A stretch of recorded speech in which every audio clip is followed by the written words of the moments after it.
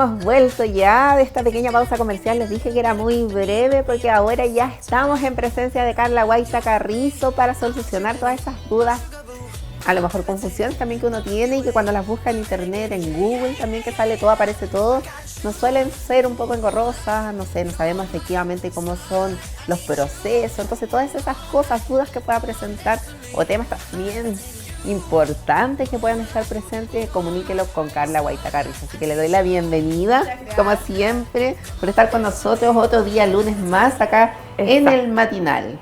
Otro lunes más, el último, no es el último, el penúltimo, 19. Exacto, el penúltimo lunes del mes de mayo. Sí, nos queda el otro que es el 26. Y empezamos Ahí se nos viene el 21 de mayo también, esta semana. Y el Día de los Abogados. ¿Cuándo es el Día de los Abogados? El 21 de mayo. ¿El 21? Sí. Mira. Es un día que no es muy celebrado porque como es feriado, claro, pero es el Día de los Abogados porque, es porque Arturo Prat era abogado. Era abogado. Su profesión era abogado, así que ese es el día, nuestro día, pero no nos toca que nos celebren mucho en los trabajos y cosas así, porque como es feriado. Claro. Pero bueno, ya el 21 de mayo le mandamos un saludo desde antes ya a todos los colegas que eligieron esta noble profesión.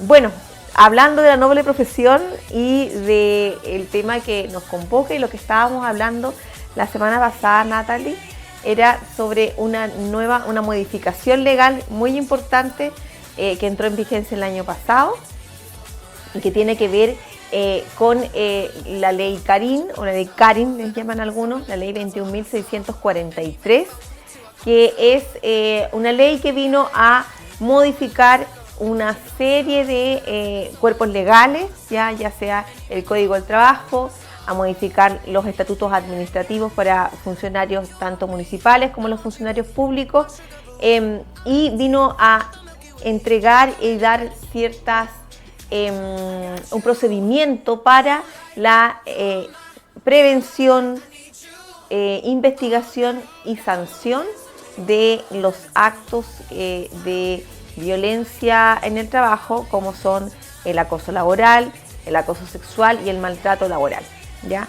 Esta nueva ley, nosotros lo conversábamos la semana pasada, es una ley que, si bien es una muy buena norma en el sentido de que hacía falta en nuestro país una norma que pudiese buscar la manera de no solamente sancionar o investigar actos que tengan que ver con maltratos o acosos laborales, sino que también prevenir. Yo creo que también es muy importante porque ya lo vimos lo que ha sucedido en nuestro país a lo largo de los años, los últimos años, con lamentablemente situaciones de maltrato laboral que han desencadenado en suicidio o en otro tipo de cosas. Vimos el año pasado, no recuerdo bien si fue el año pasado o no, ¿te acuerdas de este caso donde la pareja de una funcionaria del área de la salud apuñaló a una compañera, y que todo esto tenía ribetes de una situación a lo mejor desde el punto de vista de acoso, maltrato laboral, un tema que estaba dentro del ambiente laboral? Entonces, con el fin de prevenir este tipo de situaciones, es que se dicta esta ley que, como también lo contábamos la semana pasada, se generó o se ideó la forma de legislarla en razón de una situación particular que pasó en nuestro país relativo a una funcionaria que lamentablemente tomó la decisión de quitarse la vida por estar en una constante situación de acoso laboral, que obviamente afectó su salud mental y que le produjo en realidad la toma de esta decisión. Como en la mayoría de las cosas. Como en la mayoría de las cosas. Siempre somos más reactivos. Exacto, frente a todo, como en general, en todo ámbito. Esa es una crítica un poquito a nuestro sistema legislativo muchas veces, que es más reactivo que proactivo. Ya lo ideal es que las cosas sean más proactivas porque se maduran mucho más, se piensan mucho más, y obviamente eso hace que el resultado de la norma sea mucho más robusto, ¿ya? En este caso no fue así, como un gran sinfín de normativas que se dan. pero que también hay que agradecer que se generó rápidamente, ya que rápidamente se hizo y se comenzó con la redacción. Es una ley que obviamente va a haber que ir mejorando conforme vayan pasando también las situaciones, creo yo, ¿ya? Y se va a ir mejorando. Los tribunales de justicia van a tener mucho que decir en torno a la jurisprudencia, así que esto es lo que tenemos ahora. Yo creo que es un avance en relación a lo que no teníamos, que también es importante hacer caso a eso. Podría haber sido mucho mejor, claro que sí, pero eso no quita que en el camino se tenga que claro, que esa ir respuesta también a arreglando. Se necesitaba algo urgente también. Y yo creo que a medida que se van realizando, van pasando situaciones, esto se va viendo, o sea, si efectivamente puede a lo mejor cubrir ciertas cosas o se tiene que ir cambiando, modificando, sumando, yo creo que hay muchas cosas también. No, y también nos va dando las directrices. Mira, mucho tiene que decir la Corte Suprema en este caso, los tribunales de justicia, por el lado de cuando son situaciones ya privadas que puedan desencadenar en un juicio, en un procedimiento judicial. También mucho tiene que decir la Contraloría, que es la que va a tener, va a ser como la contraparte en procedimientos en los que tenga que estar inmiscuido algún funcionario público.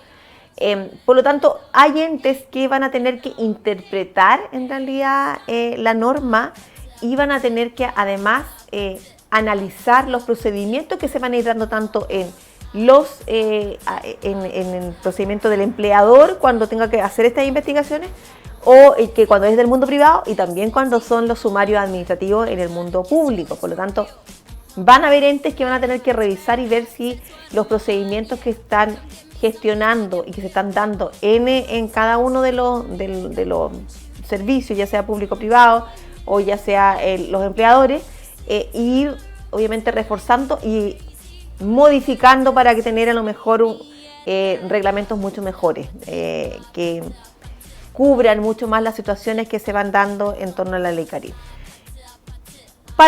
Ya hicimos un resumen entonces de qué significa esta ley, por qué se genera esta ley. Eso es súper importante porque nos va diciendo bajo qué directriz va, ¿ya? La semana pasada hicimos una diferenciación un poquito de lo que era el acoso laboral, el maltrato laboral y el acoso sexual. También estuvimos hablando de ciertos cambios o los cambios más llamativos que tenía esta ley, ¿cierto?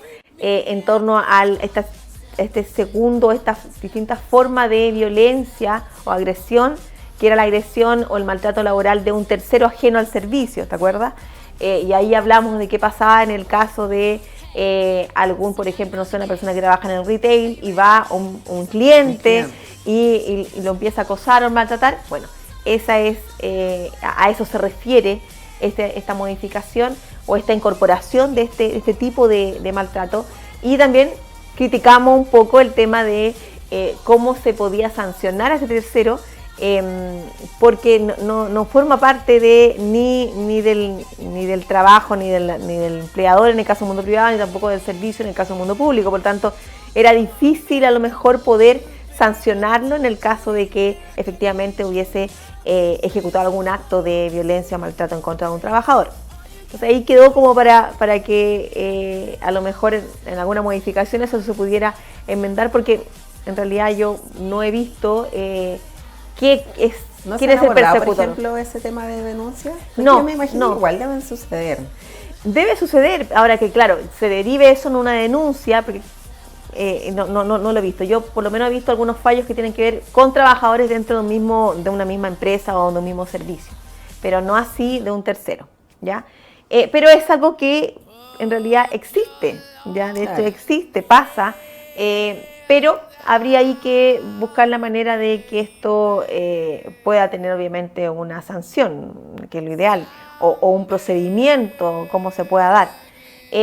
Y también estuvimos conversando sobre, vimos el tema del tercero, vimos que esta ley trajo o generó una obligación en todos los empleadores, ya sean empleadores del mundo privado como empleadores del mundo público, porque no hay que olvidar, como ya lo señalé, que esta ley modifica las normas de ambos sistemas, ¿ya? Normas del sistema público como del sistema privado. Por lo tanto, rige a todos los trabajadores. Y esta nueva obligación que entrega la ley, ¿ya? Es una obligación tendiente a que debe existir un protocolo. Todas las empresas, todos los empleadores deben crear un protocolo. Y es un protocolo que genera prevención, resguardo, investigación y sanción de todos los actos que puedan ser relativos a maltrato laboral, acoso laboral y o sexual. ¿Ya? Esto debe estar en conocimiento de todos los trabajadores. Exacto, este protocolo. Debe estar en conocimiento. De hecho, la ley estableció un plazo, que era que entrando en vigencia, recuerda que lo conversamos también la semana pasada, que esta ley se promulgó a principios del año 2024, pero entró en vigencia el 1 de agosto del 2024. Por lo tanto, ¿por qué entró en vigencia? Porque primero había que dictarse el reglamento, pero también era porque se estaba buscando el tiempo para que las empresas, los empleadores tuvieran el tiempo de crear este reglamento, cosa que cuando comenzara a regir la ley ya tuviese el reglamento. Porque ¿qué significaba con este tema de la vacancia legal o de extender la vigencia hasta 6 meses después de la promulgación de la ley? Normalmente las leyes, o lo común es que las leyes entren en vigencia una vez que se promulguen y se publiquen, ¿cierto? Pero ciertas leyes muchas veces se promulgan, pero no entran en vigencia, y se publican, pero no entran en vigencia inmediatamente. Tienen un periodo es como un periodo de transición, se podría decir, y que los abogados le llamamos, y la ley le llama vacancia legal. Ya es un periodo durante la ley está promulgada, pero que todavía no entra en vigencia. ¿Qué significa con esto? Es que todos los procedimientos, todas las denuncias que se iniciaron o se presentaron antes del 1 de agosto se regían por la norma antigua. Todo lo ingresado el 1 de agosto se regía por la ley Karin. Entonces, también era muy importante tener estos reglamentos listos porque uno más o menos entendía que pasado el 1 de agosto iban a presentarse algunas leyes Karin y que iban rápidamente a generar este proceso con rapidez. Entonces había que tener este reglamento, este protocolo ya listo. Este protocolo tiene que ser presentado tiene que ser redactado ya y hecho por el empleador, y de hecho lo que señala la ley es que cuando un trabajador, por ejemplo, ingresa a una empresa, debe notificársele y entregársele este protocolo, en conjunto con los reglamentos internos, los reglamentos, no sé si te ha pasado que cuando ingresas a una empresa te entregan se podría decir, normativa interna de la empresa. Este es uno de los documentos que tiene que entregarse. De hecho, en el caso de que ni siquiera haya reglamento interno, igualmente tiene que entregarse este protocolo porque la ley ya obliga a que el empleador tenga que redactarlo, y de hecho tiene que enviar una copia a la Inspección del Trabajo para que quede archivado. Y además aparece otra obligación del empleador, que es que cada 6 meses, o sea, semestralmente, debe ir informando de los avances de este protocolo, debe ir informando de las normas de resguardo, de cómo va a generar, debe ir informando a la inspección en realidad de cómo se va desarrollando todo el tema con la ley Karin semestralmente. Igual tiene que haber un informe respecto de eso, una evaluación con respecto al mismo procedimiento. Exacto. Cómo se va abordando y cómo se va llevando a cabo en lo concreto también. Sí. No es solamente queda estipulado y el conocimiento no solamente es un papel ahí, no. Debe ir informando constantemente, o sea, semestralmente, a la Inspección del Trabajo sobre los avances en estas materias. ¿Ya? Obviamente, si hay una modificación del reglamento, o del protocolo, también tiene que ir entregándole estas modificaciones a la Inspección del Trabajo. ¿Ya? ¿Por qué se hace eso? Porque es la manera de que la inspección también esté actualizada en torno a cómo es el protocolo. ¿Por qué? Porque la inspección tiene que revisarlo. Porque este protocolo, como dijimos, no solamente establece medidas de resguardo, de prevención primero, de resguardo y además del procedimiento de investigación y luego sanción. Por lo tanto, ese procedimiento de investigación también tiene que estar bien delineado, porque además la ley Karin también entrega ciertas directrices en torno a cómo se tiene que hacer la investigación, o por lo menos los plazos. ¿Ya? ¿Se refiere solo a eso, como el tema de los procedimientos en cuanto forma de actuar frente a esto con las investigaciones, ¿cierto? Para comprobarse efectivamente que esto esté sucediendo, pero ¿qué pasa con esos protocolos a lo mejor de accionar con respecto a la víctima? También se deben incluir, por ejemplo, cómo es el tema de abordarlo. O sea, si que el protocolo... se le da a lo mejor una asesoría, una ayuda también psicológica, todo eso. El protocolo es un documento que va a contener todo esto, Natalia. O sea, tiene que contener en primer lugar medidas de prevención. ¿Ya? ¿Cuáles van a ser las medidas de prevención del maltrato, acoso laboral y o sexual en la empresa o en el servicio? ¿Cómo se van a generar estas medidas de prevención? Y ahí tendrá que analizarse, obviamente, cada empresa es distinta a la otra, cada servicio es distinto al otro, por lo tanto, esas medidas de prevención tienen que adecuarse con el tipo de trabajo que se desarrolla, el lugar de trabajo que se desarrolla y además el tipo de trabajadores que existe. Entonces, tendrá que establecerse de acuerdo al tipo de lugar o al lugar del trabajo y a las funciones que desarrolla cada uno, ¿ya? Esas son las medidas de prevención. Luego están medidas de resguardo frente a una víctima, ¿ya? Esta norma nueva, la ley Karina, establece que las empresas y los servicios deben establecer medidas de resguardo. ¿Qué quiere decir eso? Por ejemplo, la medida de resguardo es frente a una denuncia, se podría establecer que, imagínate que estamos hablando de un maltrato o un acoso laboral que es horizontal, o sea, entre trabajador y trabajador. Y por lo tanto trabajan en la misma oficina, ¿ya? Obviamente una medida de resguardo es que no estén ocupando la misma oficina, porque es una forma de resguardar también obviamente a la denunciada o al denunciado al denunciante, disculpa, a la víctima en este caso, de resguardarlo de que no esté en contacto con la persona que la maltrata o la acosa, ¿ya? Esa es una medida de resguardo. La atención psicológica también es una medida de resguardo. La suspensión del denunciado también es una suspensión de trabajo, también es una medida de resguardo. Entonces, se tienen que establecer las medidas de resguardo que va a tener la víctima en el caso de que haga una denuncia. También se deben establecer acciones que protejan su identidad, su honra, en el caso de que ella no quiera. Imagínate, no sé, alguna denuncia por acoso sexual. Tal vez la víctima no quiere que se sepa sus datos, sus nombres o su identidad. Eso también hay que establecerlo, y se deben generar las medidas de ese tipo de resguardo, además de la confidencialidad de lo que se denuncia. Eso también es muy importante, porque ¿qué genera cuando todo esto se sale de la investigación y se comenta o se entrega la información?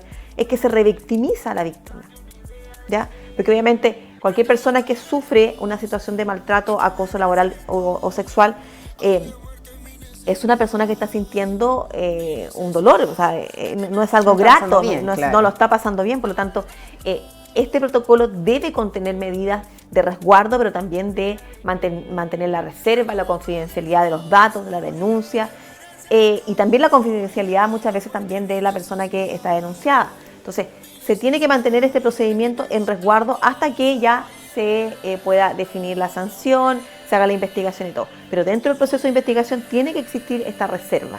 No puede ventilarse la denuncia ni la defensa. Tiene que existir un respeto por el procedimiento. Entonces, todo esto tiene que estar definido en este protocolo que, como te digo, tiene que ser puesto en conocimiento de los trabajadores, ya sea de los que al inicio, el que va ingresando a la empresa o al servicio, pero también a los trabajadores que ya están laborando se les tiene que informar. De hecho, ya se les debió haber informado porque estamos ya en mayo y esto fue en agosto, por lo tanto ya han pasado bastantes meses desde que entró en vigencia esta norma. Ahora, el procedimiento se puede desarrollar de distintas maneras. La denuncia puede ser por escrito o puede ser verbal, ¿ya? En el caso de que sea por escrito, se presenta por escrito, se recibe, se pone la fecha y todo. Y si es verbal, se tiene que levantar un acta, ¿ya? En el caso de que el denunciante puede denunciar, en el caso del mundo privado, ¿ya? Lo puede hacer en el lugar de trabajo, ¿ya? A alguna persona que esté destinada a esta, que tiene que estar obviamente definida, puede hacer la denuncia ahí o puede hacerlo directamente en la inspección del trabajo. Tiene esas dos opciones. Tiene esas dos opciones. ¿No es que tenga que hacerla en ambos, por ejemplo? No, lo puede hacer en cualquiera de los dos. Ahora, si lo hace la inspección del trabajo, la inspección del trabajo puede y va a exigir inmediatamente al empleador que en el plazo de 2 días señale cuáles van a ser las medidas de resguardo de la víctima. ¿Ya? Y además, el empleador va a tener 3 días para generar esta investigación. ¿Ya? Y al terminar esta investigación, tiene que enviar los antecedentes a la Inspección del Trabajo para que la Inspección del Trabajo revise la investigación y resuelva si está acorde o no la sanción que se ha establecido. En su conjunto, este procedimiento o esta investigación no puede demorarse 30 días. O sea, tomando en consideración el tiempo que se va después a pronunciar la Inspección del Trabajo. Entonces, el empleador tendría solamente 3 días hábiles para poder accionar, hacer la investigación y luego definir la sanción y luego enviar los antecedentes a la inspección para que la inspección revise y acepte o no la sanción que ha establecido el empleador. Hay que recordar que en el caso del maltrato laboral, del acoso laboral y o sexual, es una sanción, si termina demostrándose que es así, o sea, que realmente el denunciado ejecutó este tipo de actos, es una causal de término del contrato de trabajo sin derecho a indemnización alguna. ¿Recuerdan las del artículo 160 del Código del Trabajo? Por lo tanto, tiene esta entidad, o sea, podría hasta generar la desvinculación del trabajador sin ningún tipo de beneficio, porque sería por responsabilidad del mismo trabajador.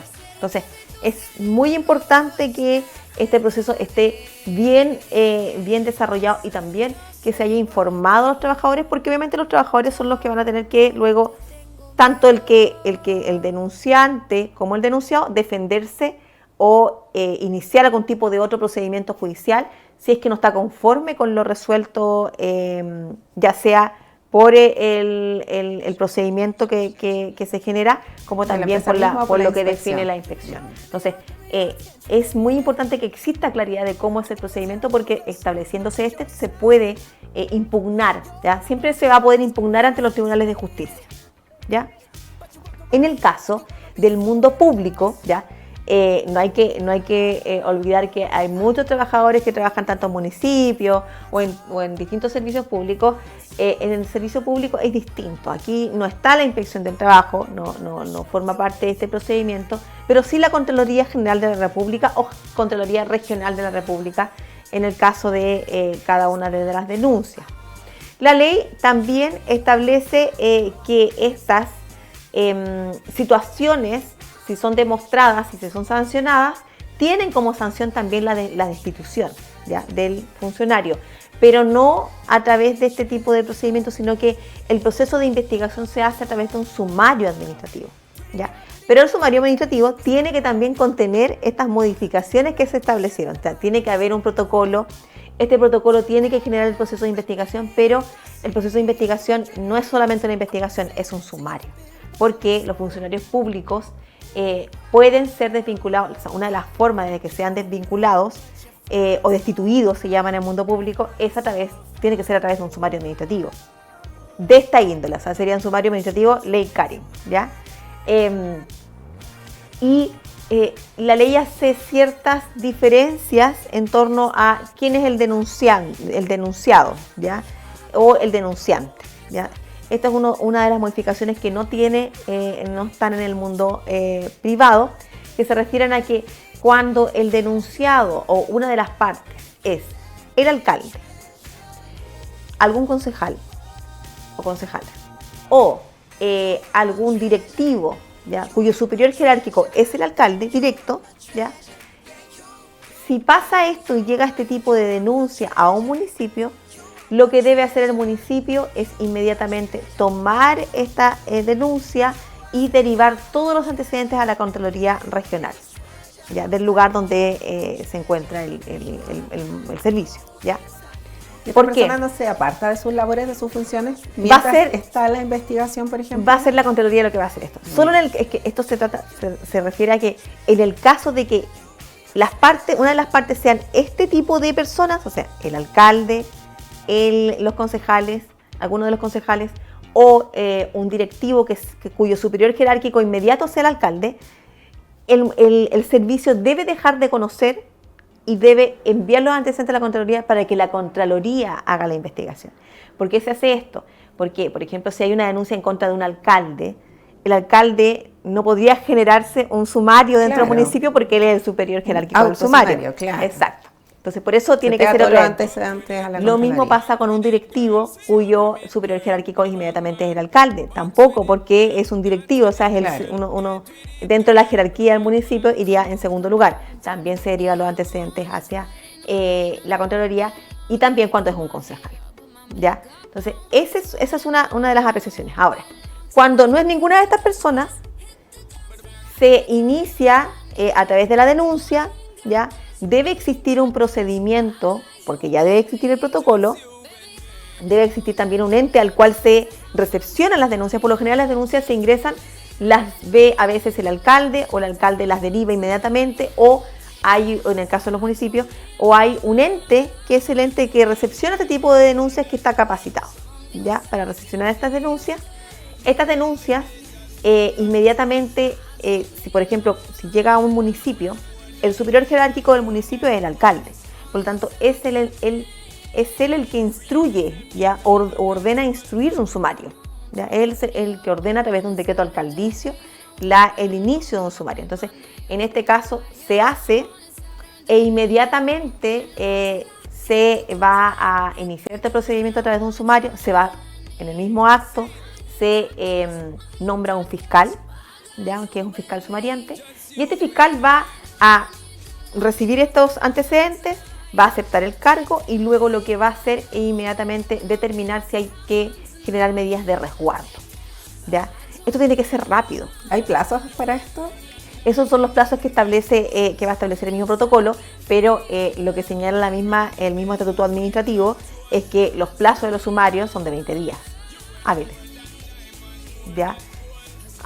Por lo general no se cumplen mucho estos plazos porque tú sabes que la administración pública a veces hay más de un sumario y además hay otras labores que desarrollar, pero lo que se busca es que, entendiendo que ya existe un plazo para los sumarios, sea en el menor tiempo posible, o por lo menos en el menor tiempo posible se determinen las medidas de resguardo, ¿ya? ¿Cómo pueden ser las mismas que te acabo de decir recién? Suspensión se puede suspender del cargo acá por mientras el denunciado. También se pueden separar a las personas, cambiar de horarios para que no se topen. O sea, hay enviar o entregar la ayuda psicológica inmediata a la víctima.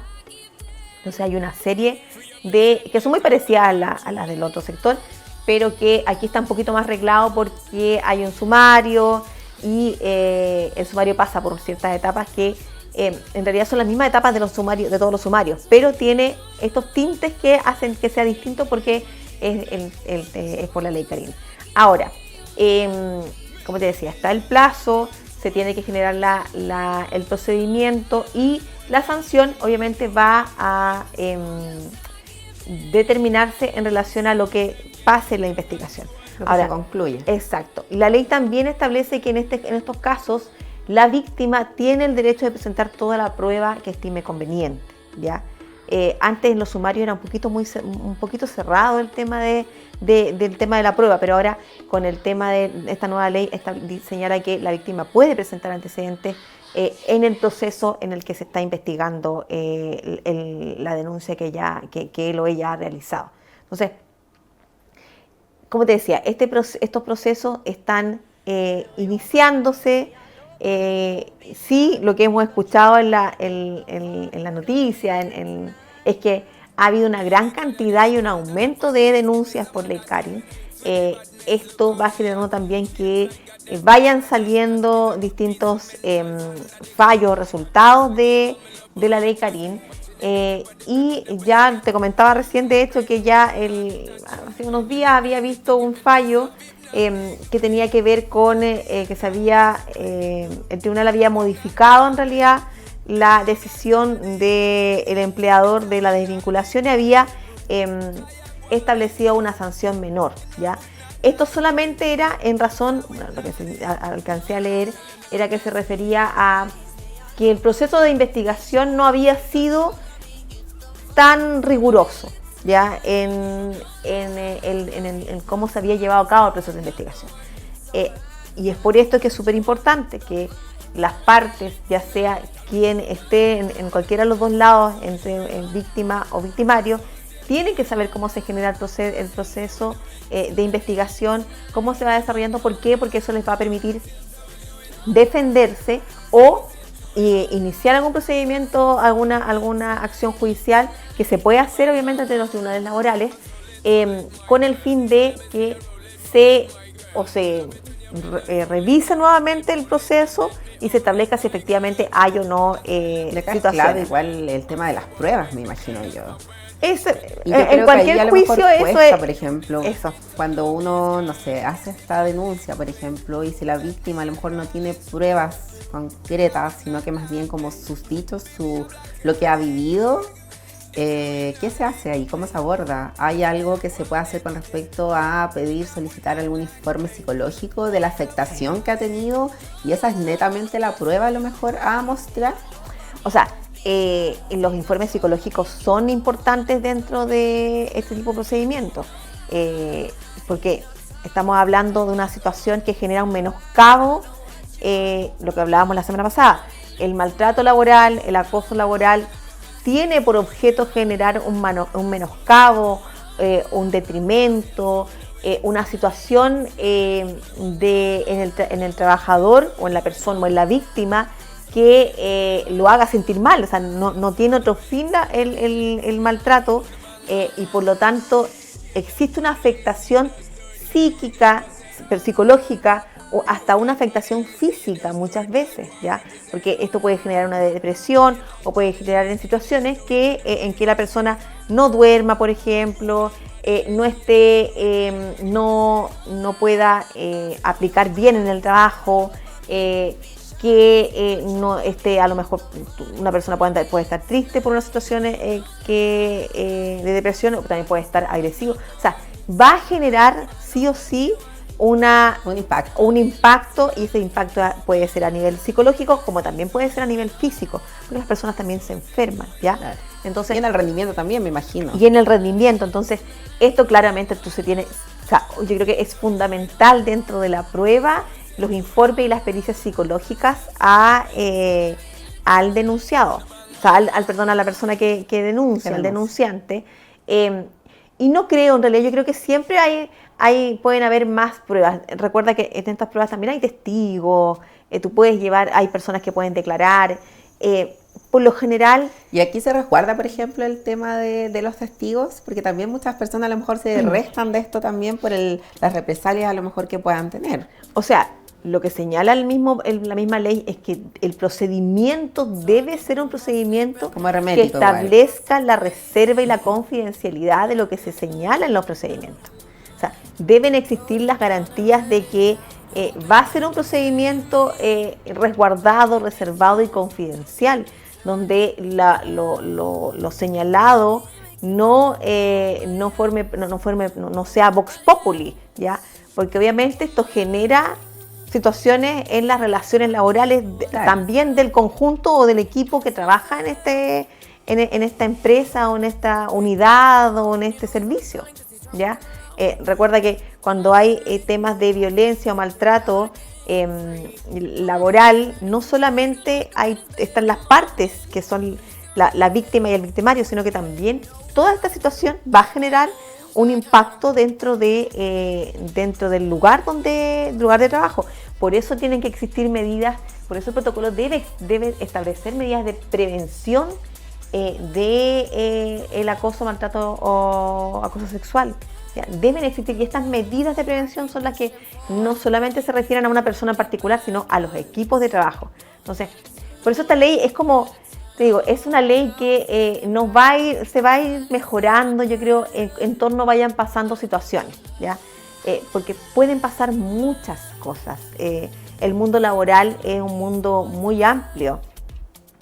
Todo depende de las funciones, del lugar de trabajo, de dónde se desempeñan, de los horarios de trabajo. Entonces, se van dando dependiendo de cada uno de los servicios de las empresas y de las categorías que tenga cada uno también. Entonces, que haya un aumento considerable mucho, hoy en día con las denuncias. Y eso también hace relación, por ejemplo, a los resultados que se obtienen, a las sanciones también que se generan con respecto a estas investigaciones y al resguardo, yo me imagino, principal con respecto a la víctima, de que le da la confianza de poder denunciar también. Da la confianza y también... y que se van a abordar. Exacto, porque tienen que abordarse, ¿sabes? Porque existe una obligación de que debe ser así. Es muy importante también acá las empresas que tienen que ver con la ley 16.744, que son las leyes de accidentes de trabajo y enfermedades profesionales, que son las H, las mutualidades. Ellas también, porque este protocolo, lo que señalaba la ley, tenía que hacerse en compañía de estos servicios. Cada empresa, por lo general, está adosada a un sistema de seguridad social, que pueden ser las mutualidades, pueden ser la H, ¿cierto? La mutual de seguridad, la H. Y en este caso, el acompañamiento que hacían estas instituciones era muy importante para el desarrollo de estos protocolos, porque además un trabajador perfectamente podría generar también hacer denuncias por maltrato laboral en una H, no porque se inicie un procedimiento ahí, sino porque muchas veces se establecen temas de enfermedades no profesionales o enfermedades profesionales que tienen que ver con el tema psicológico que se produce por maltrato, y esto lo investiga o lo lleva a cabo la mutualidad o la H, a la que está adosada la empresa o servicio. Entonces, también tiene mucho que ver, porque también a veces también se solicitan informes a estas instituciones para que puedan entregar la información ya más relativa, porque, y ya para terminar, una persona que es maltratada, ¿ya? No es que los efectos del maltrato se van generando en el tiempo. Recuerda que son situaciones que se van dando, aun cuando la ley a veces establece que puede ser un solo acto el que sea susceptible de terminar como un acoso. Por lo general son situaciones que se van sucediendo en el tiempo y repetitivas. Entonces, por lo general el trabajador... No se necesita esperar a eso, por ejemplo. No, tiene que haber un hecho. O sea, puede existir un hecho gravitante. Y eso ya es suficiente. Exacto. Eso ya. Imagínate, no sé, un tema de acoso sexual. Claramente puede ser efectivamente un hecho, o un maltrato, o un acoso laboral, o un maltrato laboral que sea de gran envergadura. O sea, no hay que esperar de ninguna manera a que pasen ciertas cosas, sino que la primera vez que suceda una situación en que exista violencia, se tiene que hacer la denuncia correspondiente y la empresa o el servicio tendrá que hacer la investigación correspondiente. Perfecto. Aquí concluimos entonces todo lo que respecta a la ley Karen, ¿cierto? Exacto. Todas las modificaciones que ha tenido, y bueno, ahí estuvimos viendo todas como las directrices, las obligaciones también de las empresas con respecto a los protocolos, que son muy importantes. Exacto, sí. Así que invitarlos a que, si tienen alguna duda, igualmente podemos adentrarnos nuevamente en cada uno de los temas que ya hemos hablado, porque la idea es que vayamos respondiendo sus dudas en el momento en que las tengan. Claro. Así que hacemos la invitación nuevamente para que a través de mis redes sociales y también del teléfono de Atacama Noticias y también de las redes sociales de Atacama Noticias nos puedan hacer las consultas, porque es importante que podamos solucionar directamente las dudas que puedan tener. Sí, perfecto. Nos vemos el próximo lunes entonces. El próximo lunes. Ahí vamos a ver qué temas. ¿Qué temas para estar comunicando también? Ahora, si quieren ver un tema en particular, mándenos también los temas. También lo pueden comunicar directamente acá en La Guaita o a nosotros acá en las redes sociales nuestras o en el número de teléfono también. Así que hágase parte también del matinal. Es súper importante tener esa instancia, porque no de todas partes se puedan generar, que uno pueda, ¿cierto?, dar manifiesto de algún tema o que quiero saber respecto a algo. Exacto. Y que se pueda resolver. Y además, gratuitamente. Además, lo más importante. que es lo mejor. En Y los aparte que tiempos nos que van. explica súper bien, Carla. Entendemos todo a cabalidad. Así que la esperamos el próximo lunes con nosotros también en el mismo horario. Y nosotros vamos a separarnos brevemente un par de minutitos porque nos vamos a una nueva pausa comercial. Pero al regreso vamos a continuar acá en Tu Matinal porque nos queda todavía programa hasta el mediodía. Vamos y volvemos de inmediato. I got no rules, I count 'em.